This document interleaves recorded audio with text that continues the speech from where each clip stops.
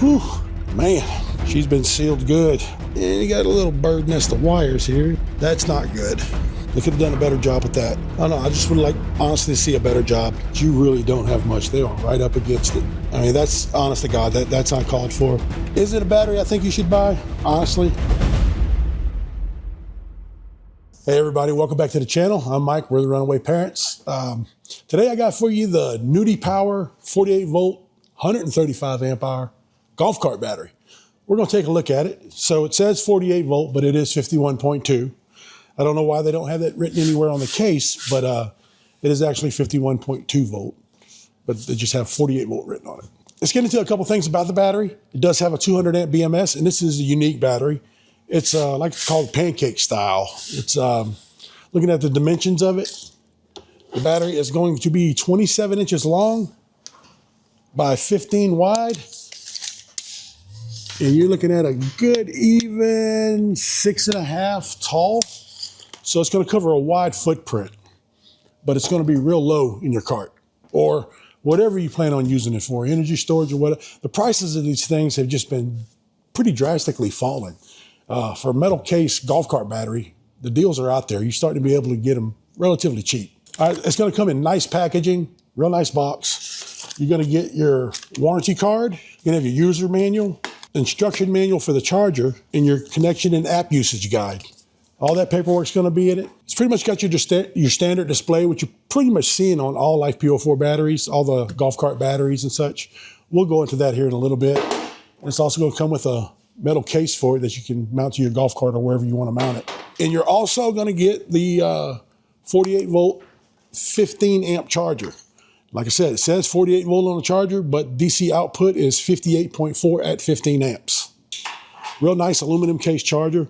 Really nicely built charger. And it's also going to come with all the hardware you need for mounting the battery down and screwing the bezel for your screen down. Like I said, it's 200 amp BMS. Really nice metal case. Nice grab handles on the front of it.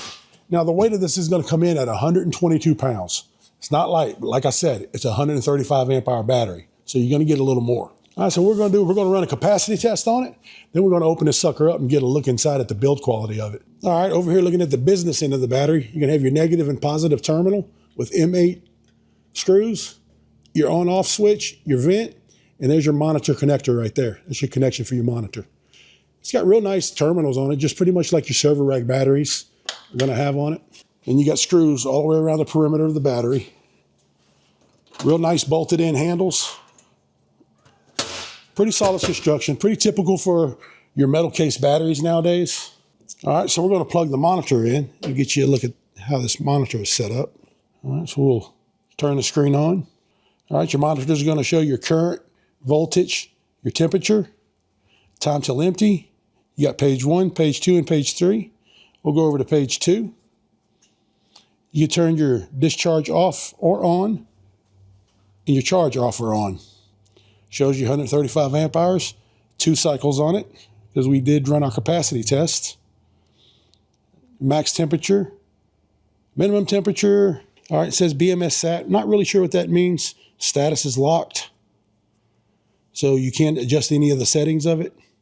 And there's all your different cells, all the voltages of each individual cell. You show 16 cells here. Pretty much all your basic information that you see on most, really all of your batteries, 48 volt golf cart batteries coming out now. All right, so we did run the capacity test on it. And I did come in at 133 amp hours. Now I think if we take the time, we deep discharge and cycle it back up, charge it all the way back up again, I think we could get the 135 out of it. It's a brand new battery. I think 133 amp hours was pretty solid out of it. All right, so now let's get it open. Let's take a look at the build quality of it. All right, so this one's gonna take a little persuasion because it is glued down pretty well. I don't try not to damage the battery too bad, but you know what, guys? We got to get inside this battery and take a look at it. So hopefully I don't damage it too bad. All right, guys, we got her going our way now. I've got it loosened up. I didn't have to damage it too bad. Got a couple little dents in it, but we're going to do the first look together. I have not seen inside this battery. All right, there we go. Whew.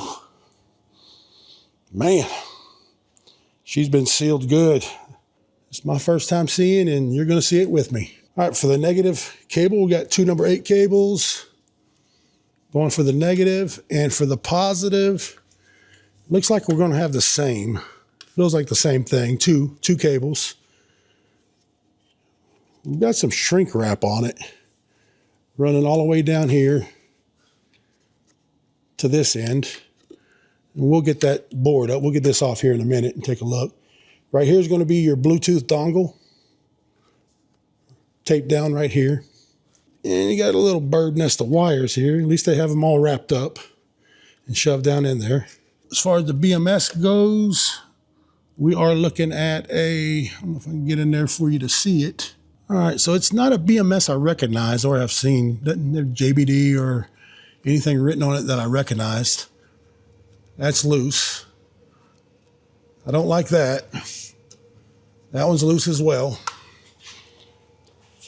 The negative connections on the BMS are loose. If you can see there, yep. Definitely don't like that. Negative on the battery is tight. Coming back over here, positive terminal's tight. Let me get down in here and see how these bottom ones are. Oh yeah. All negative terminals on there are extremely loose.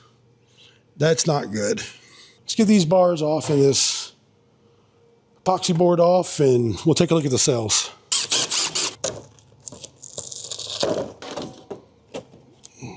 Okay, so, I mean, it's not horrible.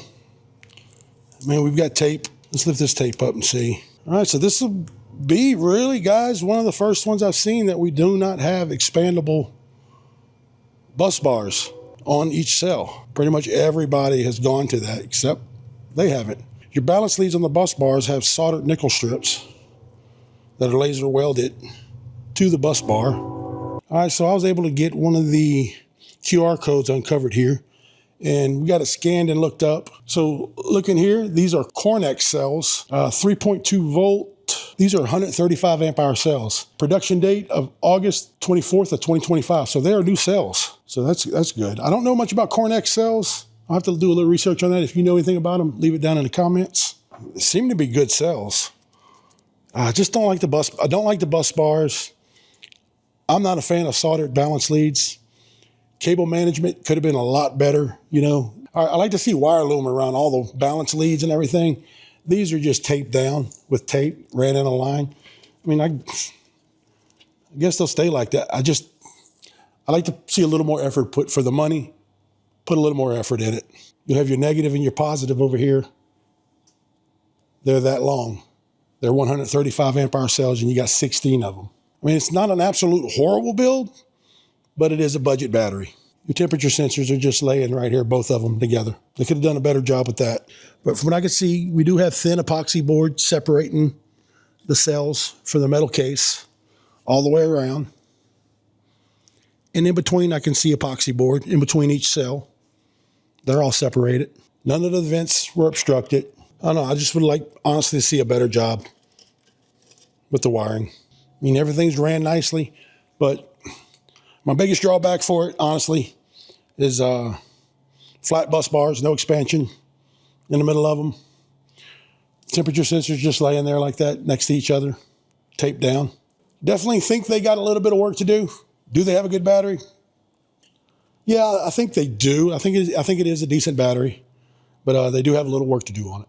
Now, I don't know why I didn't catch it, but as I'm putting it together, I'm catching it. This is not good either. Your vent valves on your cells are covered up with this epoxy board.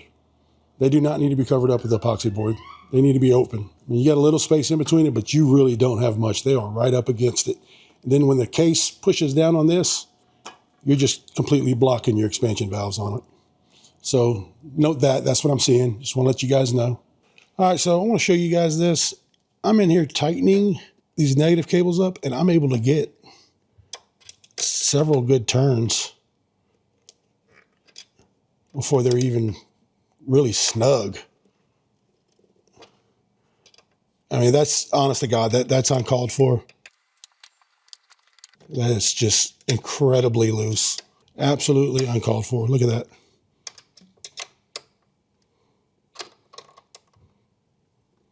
So there you have it. You know what? I'm going to just give you my opinion on it right now before we even get it all together. Is it a battery I think you should buy? Honestly, I don't think so. I think there's a lot better batteries out there on the market. They have a little bit of work to do. Beautiful case, but they got a little ways to go on it. So with that being said, I'm going to conclude this review right here of the NewtiPower 135 amp hour golf cart battery. I'll leave a link in the description if you want to go check it out for yourself. Feels like something that you want, by all means, check it out. But once again, thank you guys for tuning in, just bringing you honestly what I see and what I test. So we'll see you guys on the next one. Thank you.